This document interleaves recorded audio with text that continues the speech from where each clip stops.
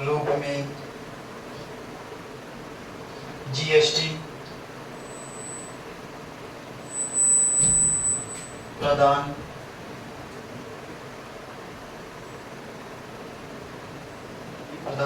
GST प्रदान की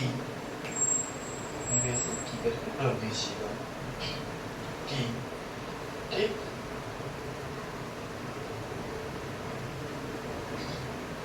फिर 2017 में पूरी तरीके से इसे जीएसटी कर दिया गया, यानी कि आप इसमें अब हर जीएसटी वाला काम कर सकते हैं। 2017 फुल जीएसटी अपडेट।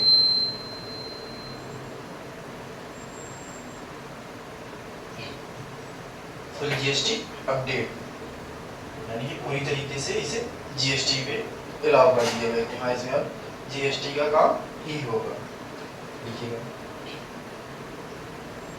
2020 इस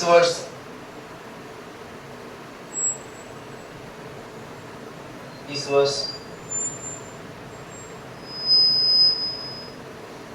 टेली सॉल्यूशन प्राइवेट कंपनी के द्वारा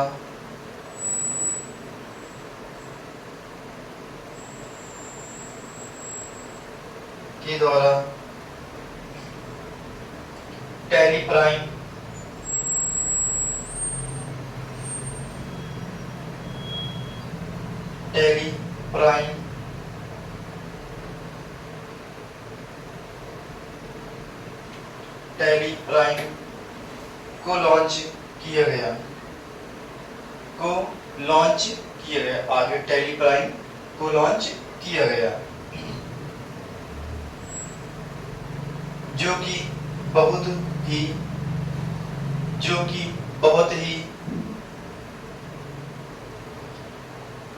एडवांस अकाउंटिंग सॉफ्टवेयर है,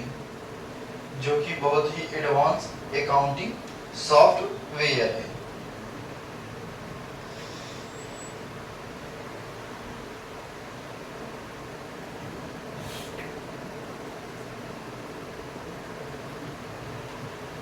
ठीक सर, ये थी टैली की हिस्ट्री पूरी। अब कितने सन में कौन कौन सी आई ये इसकी बात हो। ठीक, आप यूज करते हैं ERP9, ये यहाँ पे आई थी, लेकिन फुल जीएसटी ये 2017 में इसे अपडेट कर दिया गया। फिर 2020 में टैली प्राइम आई। प्राइम और ये ERP9 लगभग सेम ही है, कुछ चेंजेस हो सकते हैं, बाकी सेम ही दिखता है।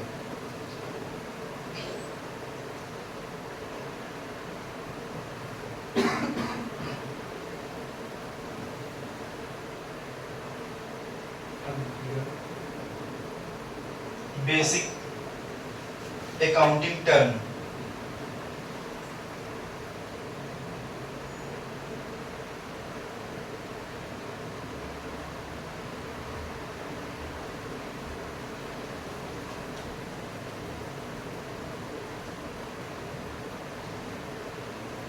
Basic accounting term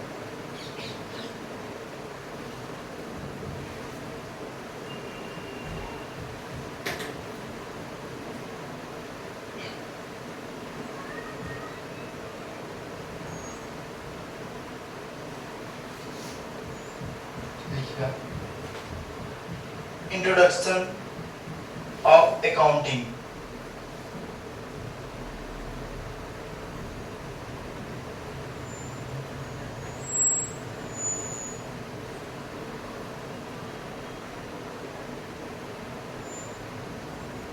introduction of accounting लिखिएगा। वर्तमान में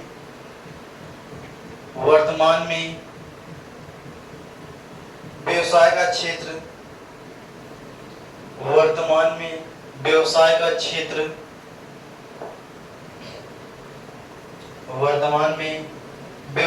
क्षेत्र काफी विस्तृत हो चुका है, काफी विस्तृत यानी फैल चुका है, विस्तृत हो चुका है।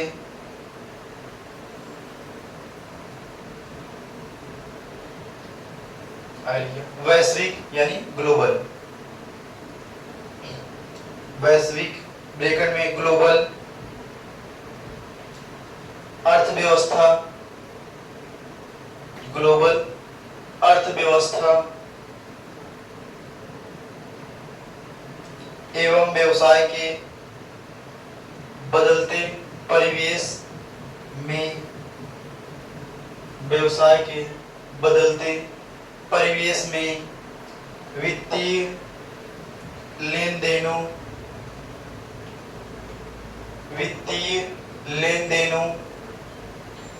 की जटिलता यानी कॉम्प्लेक्स, काफी समस्या वाला चीज, जटिलताओं में विस्तृत हुई है,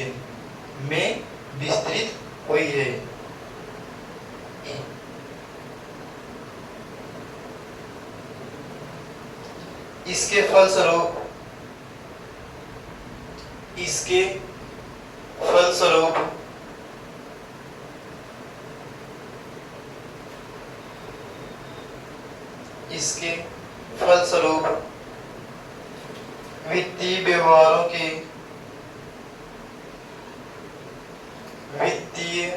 व्यवहारों के नियम के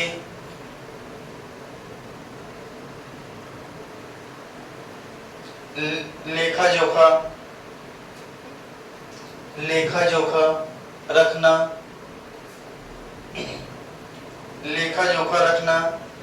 एक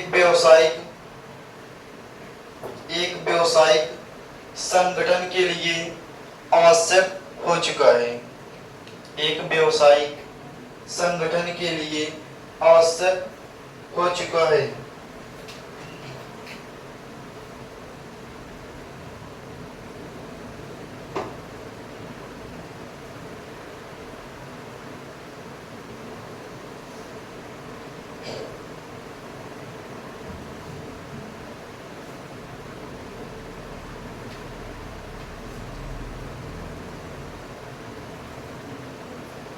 हो चुका है, ठीक। बाकी शेष चर्चाएं अगले,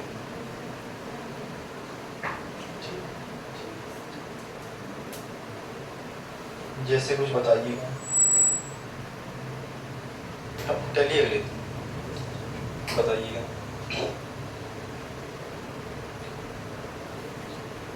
सॉफ्टवेयर मुख्यतः कितने प्रकार के होते हैं? मुख्यतः कौन कौन से? सॉफ्टवेयर, हार्डवेयर नहीं।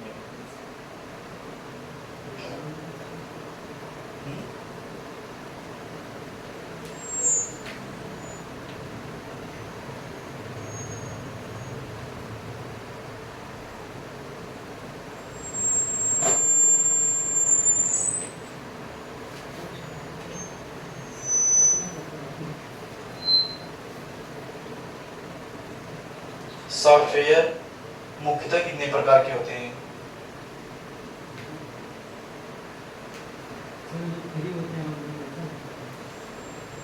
हाँ सर,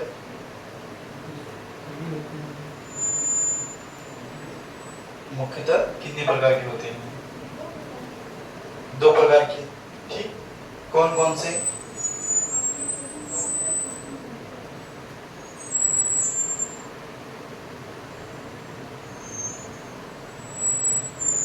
कौन कौन से 2 प्रकार? एप्लीकेशन और सिस्टम सॉफ्टवेयर, ठीक।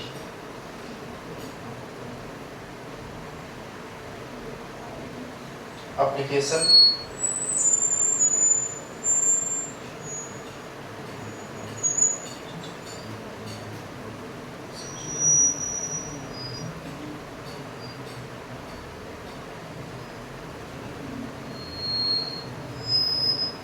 सॉफ्टवेयर, ठीक। इसमें क्या आता है? सिस्टम सॉफ्टवेयर में और एप्लीकेशन में, दोनों में अंतर क्या हो सकता है?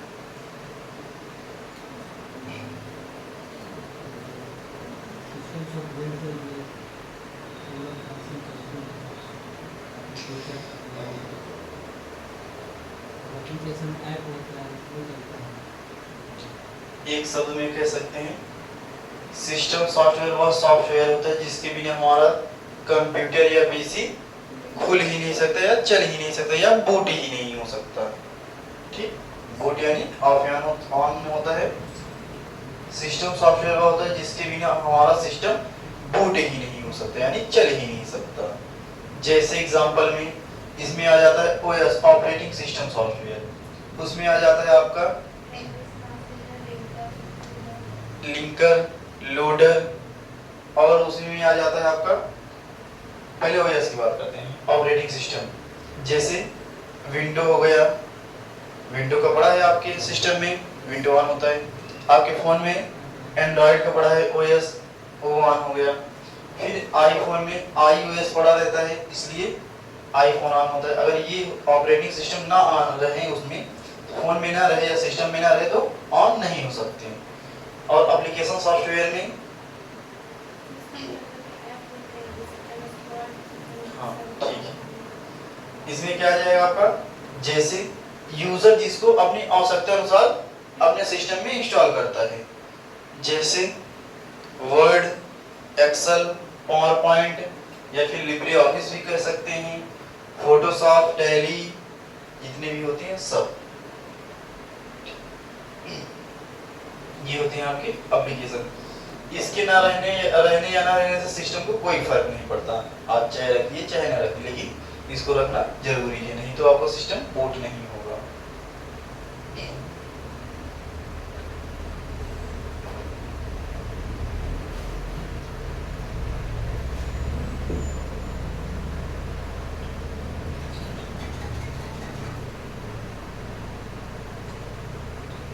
और क्या जाता है, और बताएंगे कुछ, जैसे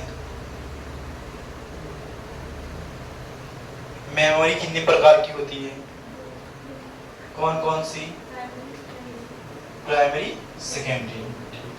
प्राइमरी में कौन सी आती है, मेन मेमोरी हो गई, और कैचे आती है। कैचे का काम क्या होता है, एकदम अच्छे बताया गया था ना, बताइए कैचे मेमोरी का काम। सिस्टम में जो हम कुछ करते हैं वो स्टोर होता है नहीं, जैसे कह सकते हैं कि जब हम एप्लीकेशन को यूज करते हैं तो जितना यूज करेंगे उतना आपका कैचे मेमोरी बढ़ेगी। कुल मिला के काम ये करती है कि सीपीयू से डाटा को लेकर रैम को देती है तोड़ तोड़ कर। जब आप यूट्यूब पे वीडियो देखते हैं तो क्या होता है, जो लाल वाली लाइन चलती रहती है कि हाँ आपने इतना देखा है और इतना आपका बचा है, तो इसकी लाल वाली जहाँ पे रहती है इसके आगे थोड़ा थोड़ा व्हाइट हो जाता है, वही काम करती है कैंची। अगर ये व्हाइट हो गया फिर आप चाहे इंटरनेट को बंद कर दीजिए, डाटा कनेक्शन को बंद कर देंगे, फिर भी जहाँ तक व्हाइट है वो चलेगा ही चलेगा। बताए थे ना एकदम डिटेल में, वही है कैंची। क्या करेगी, सीपीयू से डाटा को लेकर तोड़ तोड़ कर रैम को देगी, लीजिए भैया इसको चलाइए। आप चलाने का काम तो रैम ही करती है। रैम कैसी मेमोरी है, वोलेटाइल कि नॉन वोलेटाइल?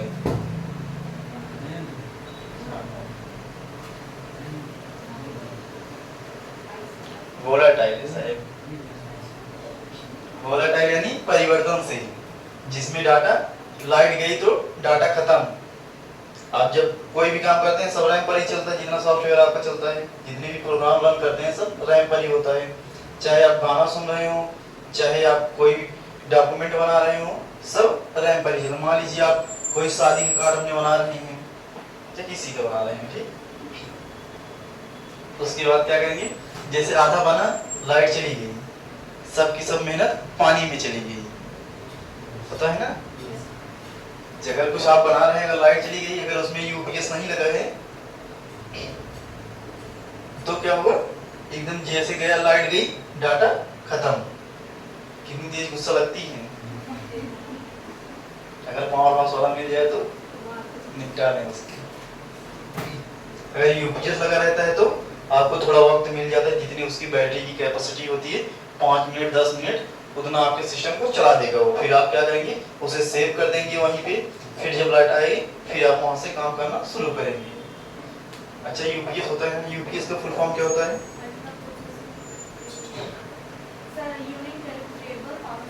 ठीक है, चाहे आप इन कर लीजिए चाहे अनडिरेक्टेबल पावर सप्लाई कर लीजिए। ठीक, ये क्या होता है, जैसे आपका इन्वर्टर होता है, इन्वर्टर सेम उसी प्रकार से कार्य करता है। कुछ देर के लिए आपके डाटा आपके सिस्टम के, मान लीजिए आप कुछ काम कर रहे हैं तो ये क्या करेगा, डाटा को, पावर को कंज्यूम करके रखता है। जैसे ये आपका इन्वर्टर होता है वैसे ये भी होता है, कंज्यूम करके रखेगा। 5 में जितनी बैटरी होगी उसी हिसाब से बैटरी के ऊपर इसकी कैपेसिटी सीमित होती है। जितनी देर जितनी कैपेसिटी बैटरी रहेगी, जैसे मान लीजिए 5000 mAh 10,000 mAh जितना भी होगा उसी हिसाब से आपके सिस्टम को चला के रखिए। शायद यहाँ पे 1-2 में लगा है ना, अभी जो नया वाला सिस्टम है उसमें शायद लगाए हैं। ठीक, इसके बारे में चर्चा हो रही थी, यूपीएस कैसे पहुंचे थे, मेमोरी की बात। ठीक, उसके बाद प्राइमरी में आ जाती है आपकी कैचे और मेन मेमोरी। मेन में कौन सी होती है, रैम और रोम। कैचे तो समझ ही गए। उसके बाद सेकेंडरी में क्या आ जाता है? अच्छा, ये सेकेंडरी में आता है।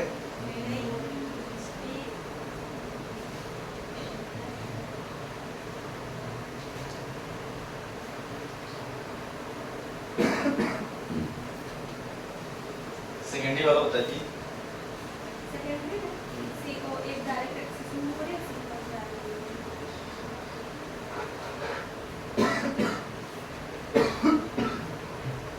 एक डायरेक्ट एक्सेस मेमोरी होती है, दूसरी सीक्वेंशियल। सीक्वेंशियल यानी जो डाटा को लगातार चलाए, उसमें भगाने वगाने का सिस्टम नहीं रहता है, ना ही नेक्स्ट करने का रहता है। जैसे मैग्नेटिक टेप, ठीक, जो रील वाली कैसेट आती थी वहीं से चलेगा। उसके लिए एक छोटा सा बाजा आता था MP3, उसी में लगा दीजिए, अपना गोल गोल घूम के चलेगी। चला हो सके,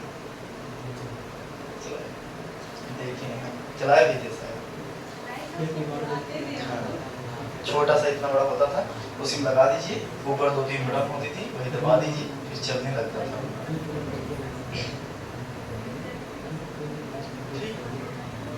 वो होता था आपका सीक्वेंशियल मेमोरी।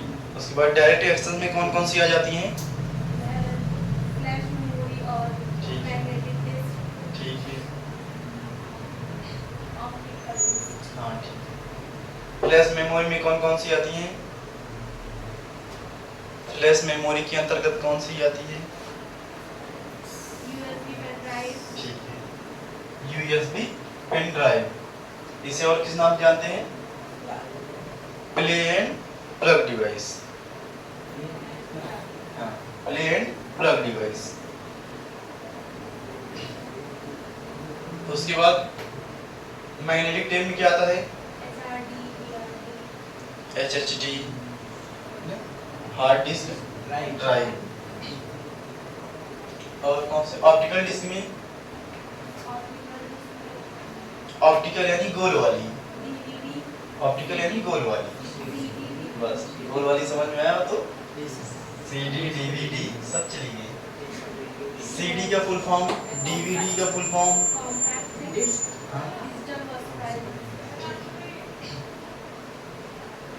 जब आप लोग को पढ़ाया जा रहा था वहां से ऑनलाइन को स्मार्ट क्लास देखे थे किसी ने?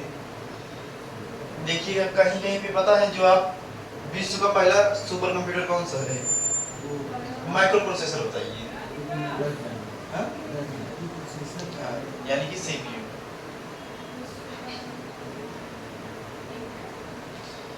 इंटेल, ये ठीक है, वो बताइएगा। हाँ ठीक है, विश्व का पहला सुपर कंप्यूटर क्रेवन है, ठीक है।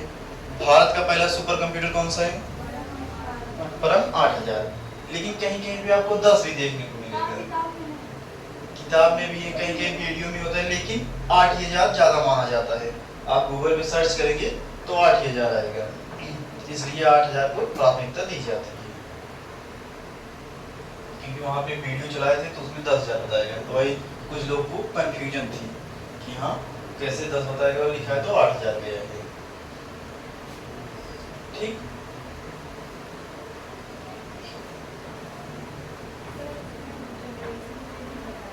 जनरेशन में लैंग्वेज लैंग्वेज भी ऐसे है, जिस मान लीजिए आपने एक वीडियो देखा, वो वाली लैंग्वेज बताया ना, यही कोबोल और फोर्ट्रान को उसको 2 की जगह 3 में ले जाके कर दिए हैं, यही बताया गया था ना वीडियो में।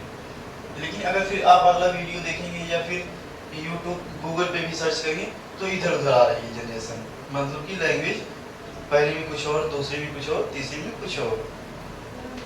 बाकी आपको जितना लिखवाया गया हो कहीं ना कहीं से देख कर ही लिखवाया गया है।